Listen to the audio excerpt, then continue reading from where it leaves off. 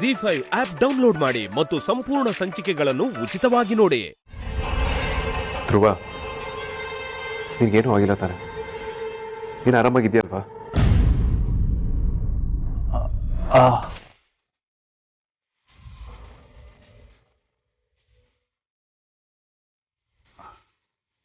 ಮಾ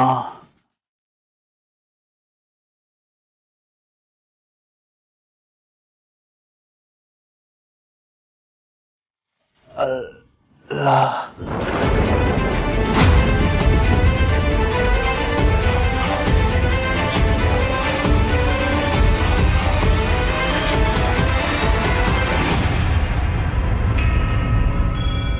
ಹೌದಪ್ಪ,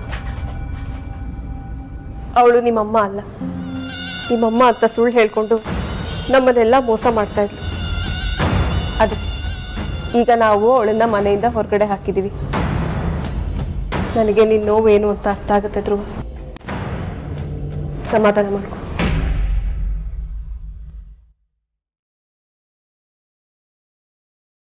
ಅಣ್ಣ, ಧ್ರುವಂಗಿನ್ನೂ ನಾವು ಅವಳನ್ನ ಆಚೆ ಹಾಕಿರೋದು ಗೊತ್ತಿಲ್ಲ ಅಂತ ಅನ್ಸುತ್ತೆ.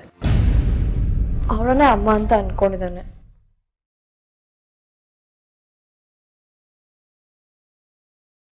ಅವಳ ಬಗ್ಗೆನೇ ನೆನ್ಸ್ಕೊಳ್ತಾ ಇದ್ದಾನೆ ಅಂತ ಅನ್ಸ್ತಾ ಇದೆ. ಅವಳನ್ನ ನೋಡಿದ್ರೆ ಪಾಪ ಅನ್ಸ್ತದೆ ಕಣು.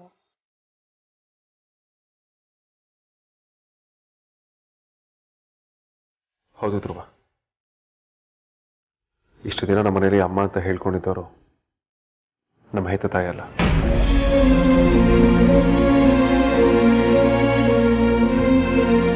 ಅವರು ನಮ್ಮ ಆಸ್ತಿನ ಕಬಳಿಸಕ್ಕೆ ಬಂದವರು, ನಮಗೆ ಮೋಸ ಮಾಡಿದವರು. ಅವ್ರಿಗೂ ನಮಗೂ ಯಾವ ಸಂಬಂಧನೂ ಇಲ್ಲ.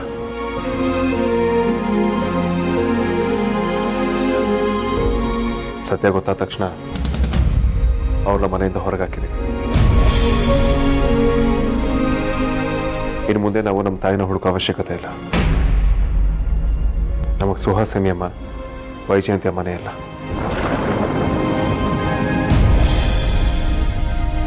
ಧ್ರುವ, ಅವಳು ನಮಗೆ ಆ ಥರ ಮೋಸ ಮಾಡ್ತಾಳೆ ಅಂತ ಹೇಳಿ ನಿಜವಾಗ್ಲೂ ಗೊತ್ತಿರಲಿಲ್ಲ ಕಣೋ. ಅವಳು ನಿಮಗೆ ಆಚೆ ಹಾಕಾಗಿದೆ. ನೀ ತಲೆ ಕೆಡ್ಸ್ಕೋಬೇಡ. ನೀನ್ ಫಸ್ಟ್ ಹುಷಾರಾಗು.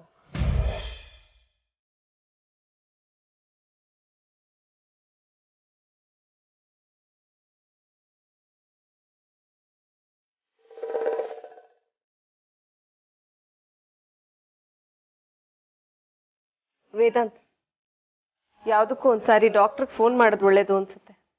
ಹಾಮ,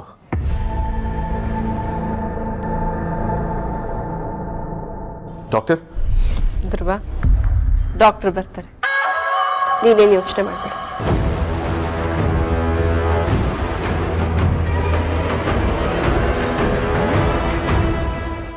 ಜಿ5 ಆಪ್ ಡೌನ್ಲೋಡ್ ಮಾಡಿ ಎಲ್ಲಾ ಸಂಚಿಕೆಗಳನ್ನು ಸಂಪೂರ್ಣ ಉಚಿತವಾಗಿ ನೋಡಿ.